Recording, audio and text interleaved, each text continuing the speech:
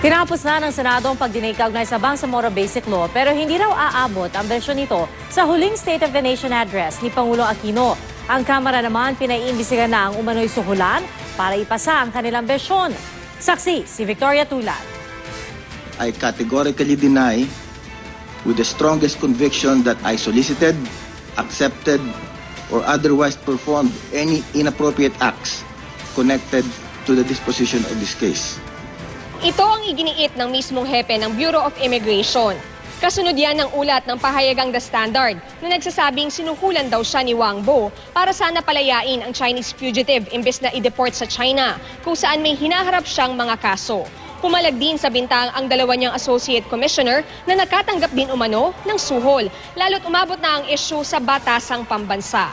Ayon kasi sa ulat, may 440 million pesos ding napunta sa halos 300 kongresista para ipasa ang Basic Law on the Bangsamoro Autonomous Region. The alleged bribery and corruption activities involving Chinese national Wang Bo is a mere declaration and propaganda that tends to besmirch the liberal parties. Sabi sa ulat, idinaan daw ang pera para sa mga mambabatas kay Oriental Mindoro Governor Alfonso Umali na treasurer ng Liberal Party. Itinanggi na yan ng liderato ng Kamara, ng LP at ng kampo ng gobernador. Wala ring pinanghahawakan pondong ganyan ng aking kapatid.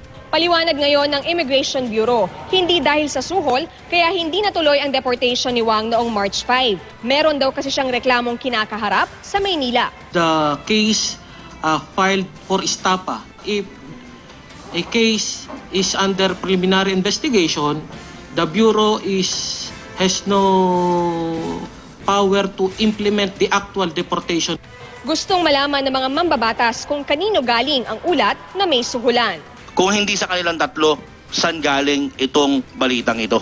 Hindi po manggagaling sa amin yon. Bagaman mag-a-adjourn na ang Kongreso sa Huwebes, ipagpapatuloy raw ng mga mambabatas ang kanilang pagdinig tungkol sa suhulan sa Bureau of Immigration at dito sa mababang kapulungan sa susunod na linggo. Iimbitahan daw ang mga mamamahayag na nagsulat tungkol sa korupsyon at maging si Wang Bo.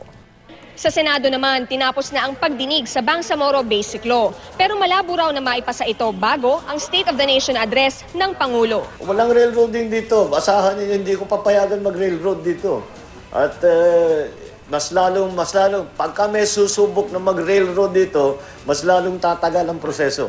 Hindi pa raw masabi sa ngayon ang direksyon ng Senate version, lalo't may mga mungkahiring amyendahan na lang ang ARMM Organic Law. Ako si Victoria Tulad, ang inyong saksi.